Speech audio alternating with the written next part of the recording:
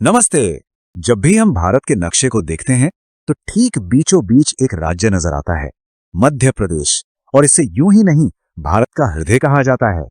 आज हम इसी बात की तह तक जाएंगे कि आखिर इस नाम के पीछे क्या राज है और क्या चीज मध्य प्रदेश को इतना खास बनाती है। तो सवाल ये उठता है कि क्या सिर्फ अपनी लोकेशन की वजह से ये भारत का दिल है, या फिर इसके पीछे कोई गहरी कहानी छिपी है। चलिए आज साथ मिलकर इस पहेली को सुलझाते हैं और मध्य प्रदेश की असली पहचान को खोजते हैं। किसी भी कहानी को अच्छे से समझने के लिए ना उसकी शुरुआत से शुरू करना बहुत जरूरी होता है। तो चलिए हम भी मध्य प्रदेश की जड़ों तक चलते हैं, इसकी सदियों पुरानी धरती से लेकर एक नए आधुनिक राज्य के तौर पर इसके बनने तक के सफर को देखते हैं। जरा सोचिए, ये जमीन इतनी पुरानी है, इतनी प्राचीन कि ये कभी गोंडवाना नाम के एक विशाल सुपर कॉन्टिनेंट का हिस्सा हुआ करती थी। और फिर लाखों साल बाद 1 नवंबर 1956 को इसी धरती ने एक आधुनिक भारतीय राज्य के रूप में जन्म लिया। है ना ये कमाल की बात। समय का कितना लंबा सफर है जो एक ही जगह पर तय हुआ है। अच्छा, यहाँ एक मजेदार पहेली है। मध्य प्रदेश का एरिया कितना है? आपको इसके दो अलग अलग जवाब मिल सकते हैं। ऑफिशियल आंकड़ा है 3,08,252 स्क्वायर किलोमीटर, लेकिन कहीं कहीं आपको 3,08,245 भी पढ़ने को मिलेगा। ये जो 7 किलोमीटर का छोटा सा फर्क है ना, वो किरार घाटी पर छत्तीसगढ़ के साथ चल रहे एक सीमा विवाद की वजह से है तो ये एक छोटी सी डिटेल, पर ये दिखाती है कि भूगोल भी कितना कॉम्प्लेक्स हो सकता है। तो ठीक है, हमने इसकी बुनियाद तो समझ ली। अब चलिए मध्य प्रदेश के दिल की धड़कन को महसूस करते हैं। और वो धड़कन आपको मिलेगी इसके घने जंगलों में, इसकी नदियों में और वहां रहने वाले शानदार जीव जंतुओं में। अरे वाह, इस शानदार जीव को देखिए। ये है बारहसिंगा, जिसे स्वॉम्प डियर भी कहते हैं। अपने भव्य सिंगों के साथ ये कान्हा नेशनल पार्क की शान है। इसे यूं ही नहीं कान्हा का गहना कहा जाता है। सच में ये मध्य प्रदेश की अनमोल वाइल्ड लाइफ का एक चमकता हुआ हीरा है। और अब जरा नजरें आसमान की ओर ले चलते हैं। ये है दूधराज, जिसे प्यार से शाह बुलबुल भी कहते हैं। अपनी लहराती हुई सफेद पूंछ के साथ जब ये उड़ता है ना, तो ऐसा लगता है मानो आसमान में कोई कविता लिख रहा हो। ये सुंदरता और नजाकत का प्रतीक है। अब पानी की गहराइयों में उतरते हैं, जहां ताकतवर महाशीर का राज चलता है। ये बड़ी सी मछली नर्मदा नदी की तेज धाराओं में तैरती है, और ये मध्य प्रदेश की जीवन देने वाली नदियों की शक्ति और उनकी हिम्मत को दर्शाती है। और जमीन पर मजबूती से खड़ा है ये विशाल बरगद का पेड़।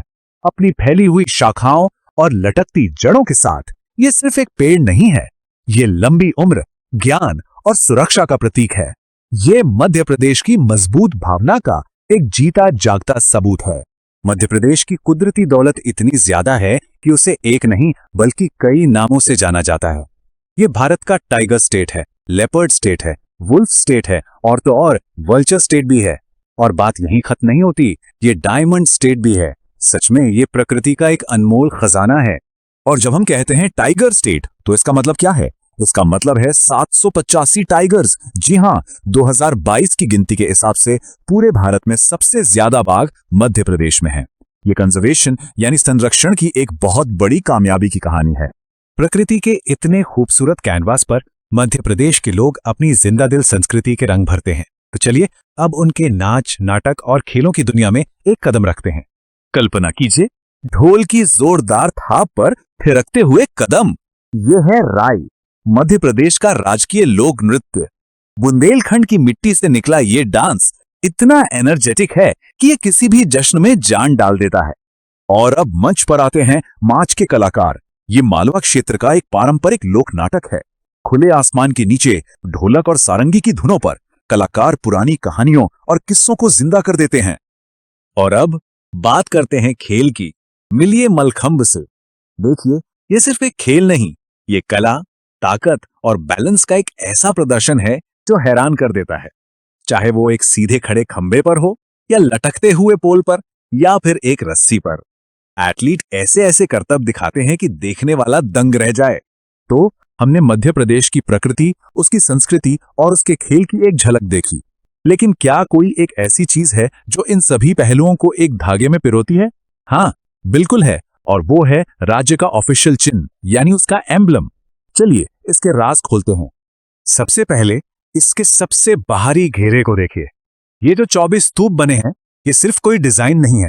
ये हमें सांची के महान स्तूप की याद दिलाते हैं और ये मध्य प्रदेश की गहरी ऐतिहासिक और सांस्कृतिक विरासत का प्रतीक है। अब जरा अंदर वाले घेरे पे आते हैं। यहाँ बीच में लिखा है सत्यमेव जयते, यानी सत्य की ही जीत होती है, और इसके दोनों तरफ गेहूं और धान की बालियां हैं। ये राज्य के उसूलों और उसकी खेती किसानी से जुड़ी समृद्धि दोनों को खूबसूरती से दिखाता है। और आखिर में एकदम सेंटर में हम देखते हैं कि कैसे मध्य प्रदेश अपनी पहचान को राष्ट्रीय पहचान के साथ जोड़ता है। अशोक का सिंह स्तंभ पूरे भारत के गौरव का प्रतीक है और ठीक उसके पीछे है विशाल बरगद का पेड़ जो खुद राज्य की अपनी जड़ों और ताकत का प्रतीक है। ये वाकई एक बेहतरीन संगम है। तो हम अपने सफर के अंत में आ गए हैं। तो आखिर मध्य प्रदेश को भारत का हृदय क्या बनाता है? ये सिर्फ उसका भूगोल नहीं है, ये है उसकी प्राचीन धरती, उसके शानदार बाग, उसकी जिंदा दिल संस्कृति और सबसे बढ़कर वहां के लोगों का अपनापन। जैसा कि राज्य गान में कहा गया है, सुख का दाता सबका साथी। ये सिर्फ एक लाइन नहीं है, ये एक एहसास है जो इस अद्भुत राज्य की आत्मा को पूरी तरह से बयां करता है।